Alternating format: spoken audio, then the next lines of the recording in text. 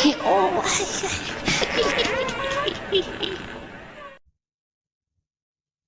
नमस्कार। मैं ब्रजेश आत्रेय, राधा माधव सेवा संस्थान के चैनल ज्योतिष टीवी में आपका स्वागत है। आज मैं पुनः आपको एक ऐसी घटना बताने जा रहा हूं कि इस घटना को सुनने के बाद में आपको न केवल तंत्र की वास्तविकता का ज्ञान होगा, बल्कि जो तांत्रिकों का एक माया जाल है, इनकी जो एक काली दुनिया है लोगों को लूटने के, उसके बारे में भी आज आपको ज्ञान होगा। ये घटना भी काफी पुरानी घटना है और ये घटना जहां मैं रहता हूँ, जो मेरा पैतृक गांव है, वहां पड़ोस में ये घटना हुई थी। एक परिवार था, हमारे बड़े पारिवारिक संबंध थे।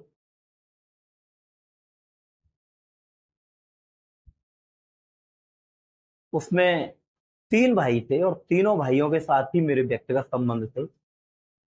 लेकिन अगर मैं कहूँ, एक मित्रता वाला जो भाव था वो सबसे छोटे वाले के साथ में मेरा था।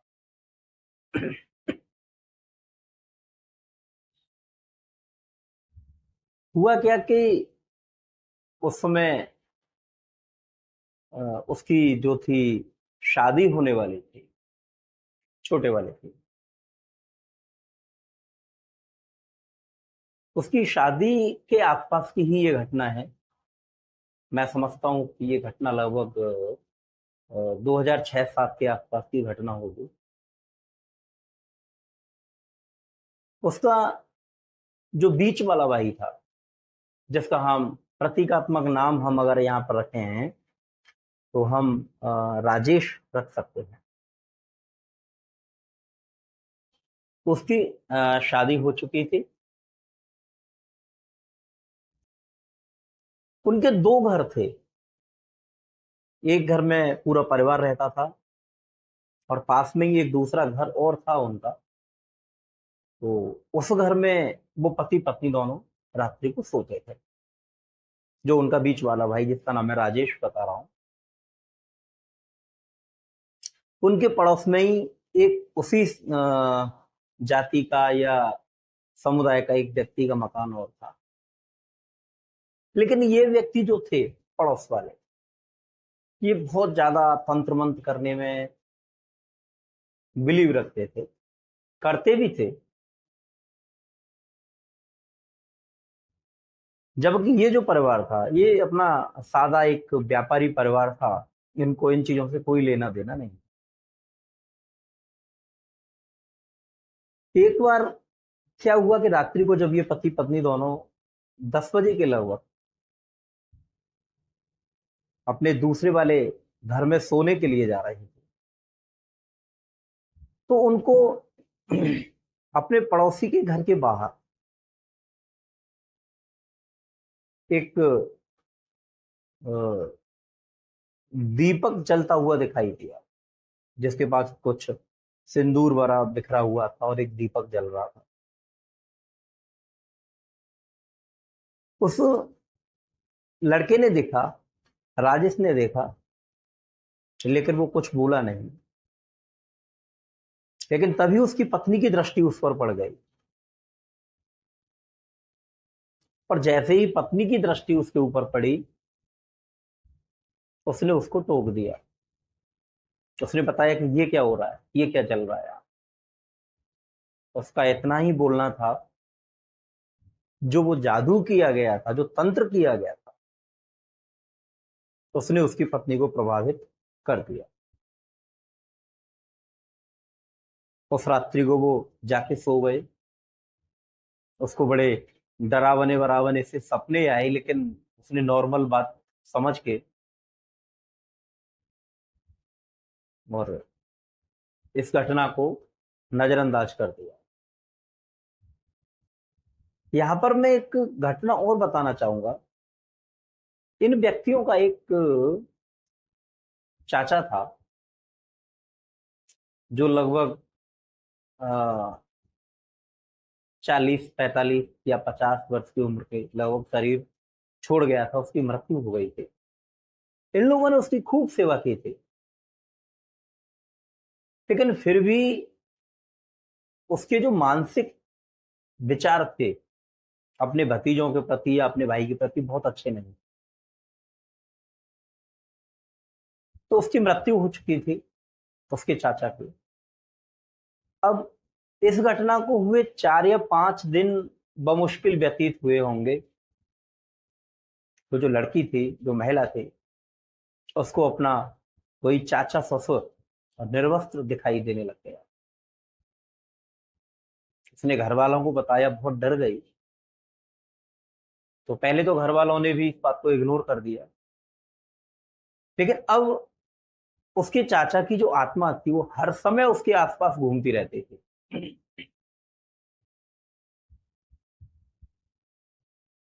अब स्थिति ये हो गई कि उनके घर में पूजा अर्चना होती थी, तो वो दरवाजे से अंदर प्रवेश करके, उनका मकान बना हुआ था कि दरवाजा, उसके बाद एक आंगन था, फिर एक बरामदा था, फिर कमरे वगैरह बने हुए थे। तो वो बरामदे तक वहां उसकी आत्मा चली जाती थी, उससे आगे नहीं जाती। वो बेचारी चीखती थी, चिंगाड़ती थी। और उसके जो चाचा की आत्मा थी वो अपने साथ 2-4 आत्माएं और ले आया। अब वो महिला जो थी बुरी तरीके से इन आत्माओं का शिकार बन चुकी थी। कभी कोई आत्मा उसके शरीर पर हावी हो जाती, कभी कोई आत्मा उसके शरीर पर हावी हो जाती, कभी वो निर्वस्त्र खड़ा दिखाई देता और उसको बुलाता कि चल मेरे साथ, मैं अकेला हूं, मुझे तेरी जरूरत। अब उन घर वालों की समझ में आया प्रॉपर कि वास्तविक नाम में ये घटना हमारे साथ हुई क्या है। अब दौर हुआ तांत्रिकों का शुरू, कभी इसके पास कभी उसके पास ऐसी स्थिति थी। उसी समय की घटना है, वो जो छोटा वाला लड़का था उनका, जो मेरा मित्र भी था, उसकी शादी तय हो चुकी थी और उसकी शादी होने वाली थी। और हल्दी वल्दी के जो प्रोग्राम होते हैं वो सब प्रोग्राम घर में चल रहे थे। रात्रि को एकाएक 1-1:30 बजे हुआ, और में से एक व्यक्ति का मेरे पास फोन आया और उसने कहा कि ऐसी ऐसी स्थिति है और उसकी तबीयत बहुत खराब हो गई है और वो समझ नहीं आ रहा क्या किया जाए। उस समय पूज्य गुरुदेव भी घर पर आए हुए थे, रुके हुए थे। मैंने कहा मेरे गुरुजी हैं ऐसे में, ले आओ देख लो। मेरे घर से बमुश्किल 4 घर दूर उनका घर था। रात्रि में वो लड़का, उसकी पत्नी और उनकी जो लड़के की माँ, जो उसकी सास थी, वो उसको लेके घर पे आए। हम सब लोग सोए हुए थे, उनके फोन से ही हम जगे थे। गुरुजी सोए हुए थे, अर्धचेतन सी अवस्था थी बहुत। काफी लेट तक हम लोग बात करते रहे थे, तो कभी नींद आई थी, तभी वो उनको लेके आ गई। जब वो आ गए तो मैंने कहा हम लोग गुरुजी मौजूद हैं तो मैं इस पे क्या कुछ करूं। मैंने गुरुजी से बोला, तो गुरुजी ने वैसे ही लेटे लेटे ही और मंत्र पढ़ के फूंक उसकी तरफ मारा। वो आत्मा इतनी एग्रेसिव हो गई फूंक मारने से कि वो बहुत तीव्र गति के साथ में गुरुजी की तरफ उसने झपटी, वो एक तरीके से ऐसे हाथ करके वो झपटी गुरुजी। मैं वहीं पास में खड़ा हुआ था, मैंने उसका हाथ पकड़ लिया। आप यकीन नहीं करेंगे, जब मैंने उसका हाथ पकड़ा था, वो महिला थी और इतनी हष्ट पुष्ट या शारीरिक रूप से ताकतवर भी नहीं थी। और उस महिला ने वहीं से पकड़ के, मेरे यहाँ से कलाई से पकड़ के मेरे हाथ को इस तरीके से मोड़ना शुरू कर दिया। इतनी ताकत उस समय उस महिला में थी। मैंने तुरंत दूसरे हाथ से अपना हाथ पकड़ा और उसके बाद मैं मंत्र उच्चारण करना शुरू किया, तो उसकी पकड़ कुछ हल्की हुई। तब तो गुरुजी ने उसको, आत्मा को बांध दिया। उसके शरीर में, क्योंकि गुरुजी तक जागृत हो चुके थे, जग गए थे वो पूर्ण रूप से, क्योंकि जैसे उसने झपट्टा लगाया तो वो भी चौंक गए थे झटके से, क्योंकि उनको भी भरोसा नहीं था कि इतनी भी अग्रेसिव कोई आत्मा होगी। उन्होंने सोचा कोई वैसे ही भाग जाएगी। अब वो चीखने लग गए, मुझे छोड़ दो, मुझे जाने दो, मैं फिर नहीं आऊंगी, मुझे जाने दो, मैं फिर नहीं आऊंगी। गुरुजी ने उसको बोला, नहीं अब तुझे छोड़ेंगे नहीं। तेरी इतनी हिम्मत कैसे हो गई कि तूने मेरे ऊपर मतलब आक्रमण करने का सोचा। लेकिन वो चीखती चिंगारती रही और आखिरकार वो आत्मा चली गई। वो महिला जो थी, उसकी पत्नी, वो सही हो गई, घर चले गए। उस दिन वो सही रही, अगले दिन फिर उसकी हालत खराब हो गई। अब एक तरफ तो शादी का माहौल, रिश्तेदारों से घर भरा पड़ा था, शादी के लिए उधर उधर भाग रहे थे, और दूसरी तरफ ये परेशानी। खैर, जैसे तैसे शादी हुई उसकी छोटे वाले की। अब शादी के बाद में तो उनकी स्थिति और खराब हुई। दो भाभियां थी उस लड़के की। कभी कोई आत्मा ऊपर वाली के ऊपर आ जाती, बड़ी वाली भाभी के ऊपर आ जाती, कभी छोटी वाली के ऊपर। चारों तरफ तांत्रिकों के पास भाग रहे थे, उनका व्यापार टूट गया, घर का जो जमा पूंजी पैसा था वो खर्च हो गया, और इवन इलाज में उन लोगों ने इधर उधर से ऋण लेना भी शुरू कर दिया, लेकिन उनकी समस्या का समाधान नहीं हो पा रहा।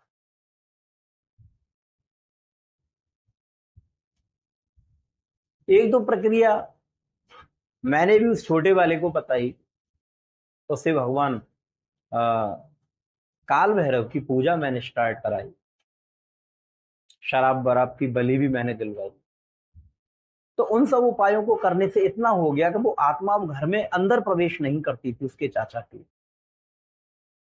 लेकिन बाहर खड़ी रहती थी, बाहर दिखाई दी। यहाँ पर मैं एक चीज और आपको बताना चाहूंगा, एक चीज मैं एक बात बताना चाहूंगा।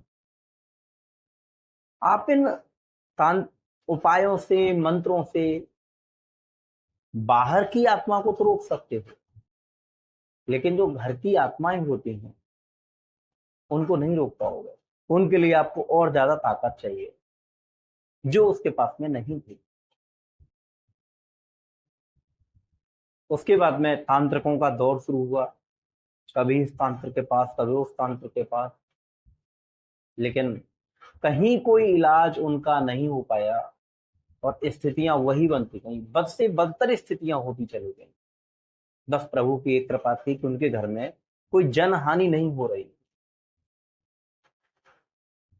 मथुरा में एक जगह पड़ती है, औरंगाबाद, वहां पर एक तांत्रिक था, जाति से सफाई कर्मी था।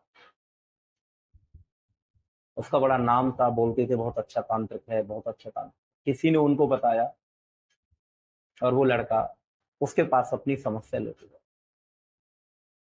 उसने देखा, बोले कोई दिक्कत नहीं, मैं देख लूंगा। और उसने उन आत्माओं को पकड़ लिया। अब उसकी जो पत्नी थी वो ठीक हो गई, उनको लगा जैसे कुछ है ही नहीं।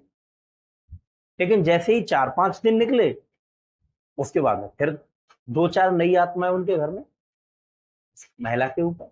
वो फिर उसके पास गए, उसने कहा, फिर उसने उन आत्मा को पकड़ा। अब यहाँ पर सबसे बड़ी चीज क्या थी, वो प्रत्येक एक आत्मा को पकड़ने के 500 रुपए लेता था। अब स्थिति क्या थी कि उसकी पत्नी के ऊपर 6 आत्मा निकली आके, तो उसके 3,000 रुपए हो गए। 10-10, 15-15 आत्माएं उसके शरीर से वो पकड़ता था, और 6-6, 7-7, 8-8, 10-10 हजार रुपए वो उनसे लेता था। और ये हर हफ्ते का नियम बन गया। एवरेज 40 से 50 हजार रुपए पर मंथ वो तांत्रिक उनसे लेता रहा। अब आप समझिए क्या स्थिति रही होगी उस परिवार की।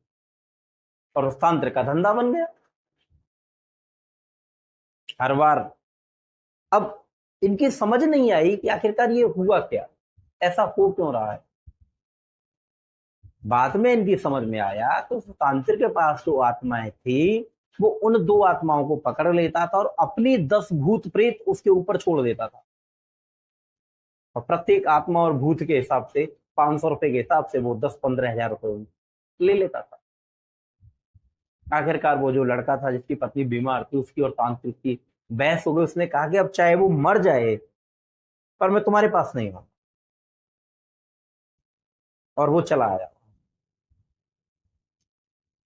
इधर उधर डोले, घूमे, चारों तरफ भागे फिरे, लेकिन कहीं कोई पार उनकी नहीं पड़ी, और आर्थिक रूप से तो वो बिल्कुल तबाह हो गए। आखिरकार जब सारे रास्ते बंद हो जाते हैं तो व्यक्ति कहीं ना कहीं परमात्मा की शरण में जाता है, भगवान की शरण में जाता है। उनको किसी ने सलाह दी,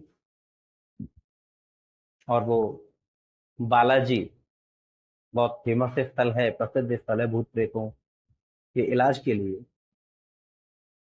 मेहंदीपुर बालाजी, वहां लेके वो अपनी पत्नी को गया। जैसे जैसे बालाजी की सीमा आती जा रही थी, उसकी पत्नी की हालत खराब होती जा रही। कभी कुछ होता, कभी कुछ होता, कभी उसके शरीर में आवेश आता, कभी लड़ने लगती, कभी बस से कूद के भागना शुरू कर देती। जैसे तैसे वो पकड़ पकड़ा के उसको बालाजी धाम ले गया। बालाजी के मंदिर पहुंचकर जैसे ही आरती होना शुरू हुआ, उसने झटका मारा और अपने पति के हाथ छुड़ा के, और वो रेलिंगों के ऊपर कूदती हुई, जो रेलिंग वहां पे लगी हुई है उनके ऊपर से कूदती हुई, और बिल्कुल बालाजी महाराज के सामने जाके खड़ी हो गई, और वहां पर सिर पटकने लगी।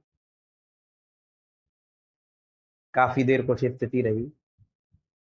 वहां पर जो भी प्रक्रिया होती है वो प्रक्रिया उन्होंने की, जो भी महंत जी हैं वहां पर, जिन्होंने उन्होंने जो भी बताया उन्होंने किया, और आखिरकार ये हुआ कि इनके घर में बालाजी की स्थापना हो गई। अब बालाजी की जब स्थापना इनके घर में हो गई तो सुबह शाम आरती करना, पूजा करना, गंगा जल का पीना, ये सारी चीजें धीरे धीरे धीरे धीरे होना शुरू हुई। बालाजी के कुछ दूत इनके घर पर परमानेंट रहने लग गए थे। अब स्थिति ये होती थी कि शाम को बालाजी के 4 बजे इन लोगों का जो मंदिर था वो 4 बजे खुलते थे, बालाजी के पट इनके यहाँ खुलते थे, और सुबह 10 या 12 बजे के लगभग जो था वो बंद हो जाते थे। कुछ इस तरीके की घटना थी। तो जैसे ही पट बंद होते थे, और कुछ आत्माएं कभी कोई उसके शरीर पर आ जाती।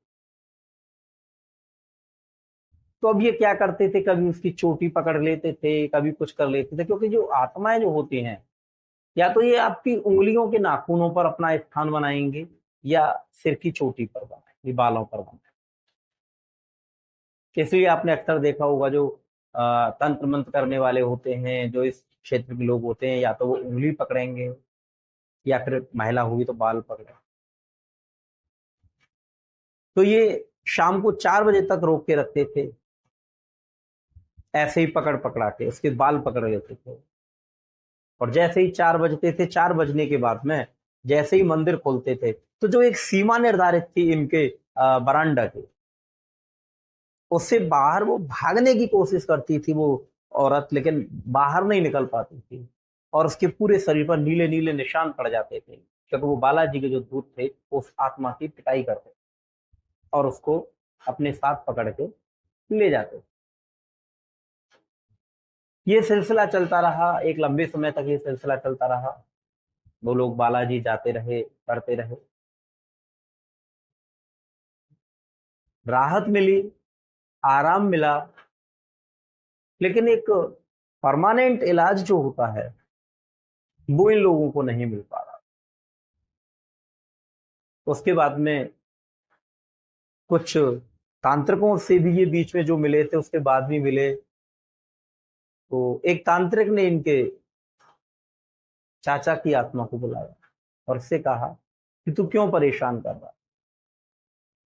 तो उसने कहा कि मैं तो बिल्कुल परेशान नहीं करना चाहता था, मेरे ऊपर तो इसने, जो पड़ोसी था उनका जिसने दीपक जला के रखा था, मुझे तो इसने जबरदस्ती भेजा है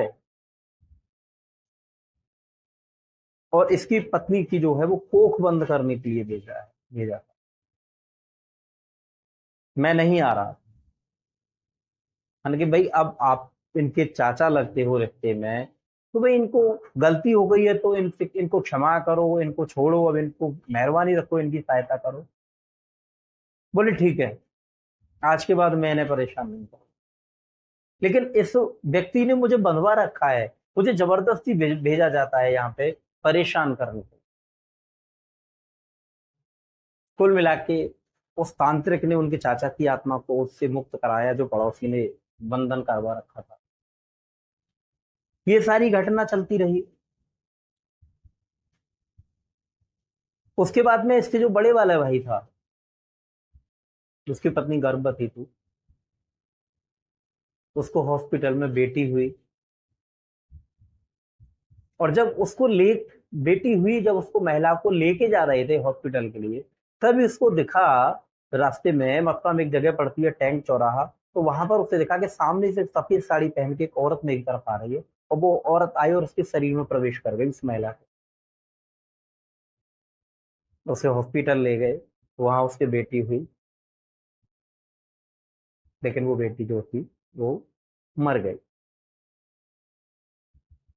बाद में फिर उस महिला की आत्मा को पकड़ा, उससे पूछा, उससे बातचीत की कि भाई तुम कौन हो, कहां से आई हो। उसने अपनी एक नई दास्तान सुनाई। चारों तरफ से ये पस्त हो चुके थे, बर्बाद हो चुके थे। आखिरकार बालाजी महाराज की तरफ से इनका जो इलाज चल रहा था, जो भी शांति मिल रही थी, वो वहीं से मिल रही थी। फिर इन्हें एक तांत्रिक मिला। उस तांत्रिक ने इन सारी शक्तियों को, जो भी भूत प्रेत जिन्न जो कुछ भी इनके घर में छोड़ रखे थे, उन सारी शक्तियों को एक स्थान पर विराजमान किया, जिसको कि चौकी बांधना बोलते हैं। उस पर विराजमान किया और एक निश्चित समय बाद उस चौकी को रात्रि को 12 बजे शमशान में रखने जाना था, वहां उन आत्माओं का विसर्जन करना था।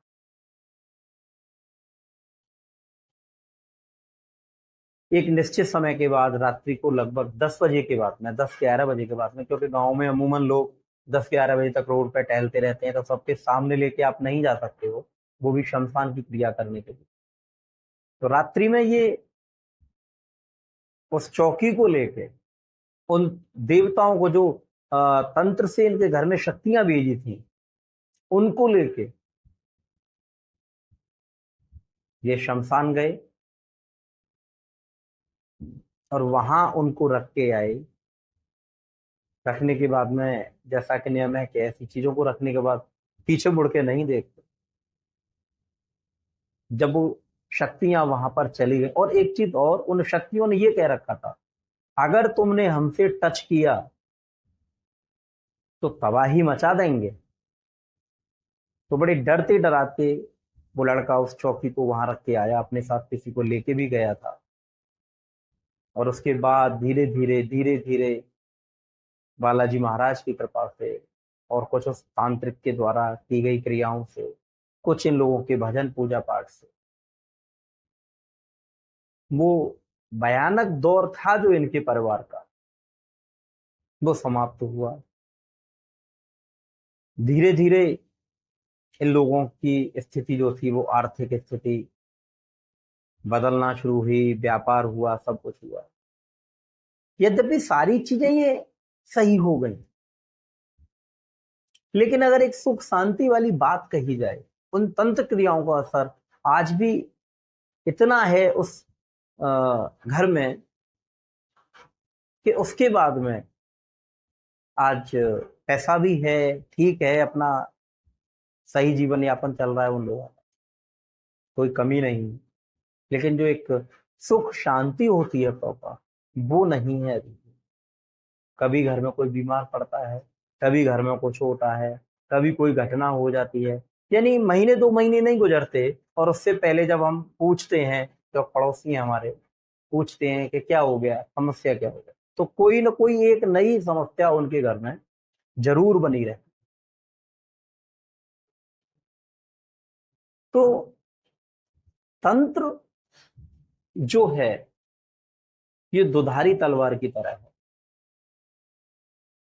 अगर आपने सदुपयोग किया तो आपके जो भी शत्रु हैं ये उनको काट देता है, उनका विनाश कर देता है। और अगर इसके उपयोग में थोड़ी सी भी चूक हुई तो फिर ये आपको भी नुकसान पहुंचाना शुरू कर देता है। लेकिन ये तंत्र के नाम पर जो दुकान खोल खोल के बैठ गए, मैं इतना ही कहना चाहूंगा, इन लोगों से बिल्कुल सावधान रहिए, क्योंकि इस घटना से हमें सीख मिलती है कि वो अपनी ही आत्माएं छोड़ रहा है और फिर एक आत्मा पकड़ने के 500 रुपये ले रहा है। इससे अच्छा धंधा और क्या हो सकता है। तो पूजा पाठ करिए, भगवान का नाम जप करिए और प्रयास करिए कि ऐसी घटनाओं से बचा जाए, हमारे जीवन में ये घटना ना। दूसरी बात, यदि कहीं पर आपको ऐसी स्थिति दिखाई दे रही है कि कहीं पर कोई टोना टोटके वाली वस्तु रखी है, उसको लांगे नहीं, उसके उसके दूर से निकल जाएं, उसको टोके नहीं, और कैसे भी पैर पड़ जाए न पता चले तो तत्काल गंगा जल और गौमूत्र डाल के स्नान करें और भगवान के किसी भी कवच का जरूर पाठ करें, क्योंकि ऐसी परिस्थिति में सिर्फ कवच ही सुरक्षा दे सकता है और कोई सुरक्षा नहीं दे सकता। चाहे चंडी कवच हो, चाहे भैरव कवच हो, चाहे माता काली का कवच हो, चाहे भगवान विष्णु का कवच हो, किसी का भी हो, कुछ दिन कंटिन्यूस कवच का पाठ करिए, गंगाजल कीजिए और गौमूत्र और गंगाजल डाल के नहाइए, तो उस तंत्र बाधा से आपको कहीं ना कहीं मुक्ति मिल जाएगी। यूट्यूब पर एक पॉडकास्ट पर मैंने एक वीडियो देखा था जिसमें एक अब तो बहुत प्रसिद्ध हैं वो ज्योतिष और ये तंत्र से जुड़ी हुई एक महिलाएं हैं। आज तो वो अच्छे पैसे भी कमा रही हैं इसी के माध्यम से। उनका एक मैंने वीडियो देखा था, तो उसमें वो शायद किसी पॉडकास्ट पर आ रहा था, फेमस पॉडकास्ट है, मैं नाम लेना उसका उचित नहीं समझूंगा। तो उस पे वीडियो आ रहा था, तो वो तब बोल रही थी कि अगर आपका कहीं ऐसे पैर पड़ जाए तो आप उसके ऊपर थूक दो और बोल दो जहां से आए वहीं को जा, जहां से आए वहीं को जा। मेरी एक सलाह है आपके लिए, भूल के भी थूक मत देना, पहली बात। दूसरी बात, जहां से आया है वहीं को जा, जहां से आया है वहीं को जा, ऐसा बोल के वो कभी नहीं जाएगा। अगर उसका प्रभाव आप पर पड़ना है तो वो पड़ेगा। उसका एकमात्र उपाय यही है कि गंगाजल डाल के, गौमूत्र और गंगाजल डाल के स्नान करिए, थोड़ा सा गंगाजल पीजिए और किसी स्तोत्र का, किसी कवच का नियमित पाठ करना शुरू कर दीजिए। ऐसा करते हैं तो आपको उससे शांति मिल जाएगी, मुक्ति मिल जाएगी। और फिर भी शांति नहीं मिलती है तो किसी अच्छे से तांत्रिक कहूं या जो पूजा पाठ करने वाला व्यक्ति हो उससे जाके मिल गया। लेकिन ये जो तांत्रिकों के लफड़े हैं इनसे दूर रहिएगा। ये आपके शरीर, आपका धन, सबको नष्ट करा देंगे और इन कभी पूर्ति नहीं होती है। तो इस एपिसोड में बस इतना ही। आपको कैसी लगी ये घटना कमेंट करके जरूर बताइएगा। और मेरा प्रयास रहेगा कि मैं तंत्र की, मंत्र की सारे विषयों को आपके सामने रखूं। अब एक वीडियो में तो ये संभव नहीं है, तो धीरे धीरे मैं ये श्रृंखला आगे बढ़ाता जा रहा हूँ। आप चैनल को सब्सक्राइब करके शेयर करिए और जुड़े रहिए मेरे साथ, क्योंकि मैं जितना भी जानता हूं उसके आधार पर मैं आपको तंत्र मंत्र के उन रहस्यों को बताऊंगा जो ना आपने कहीं किसी पुस्तक में पढ़े होंगे, न किसी के मुंह से सुन रहा। ये मेरा बहुत विश्वास है। तो आज के इस एपिसोड के लिए इतना ही। अगली घटना के साथ में मैं फिर आपके सामने उपस्थित होता हूँ। तब तक के लिए जय श्री कृष्णा।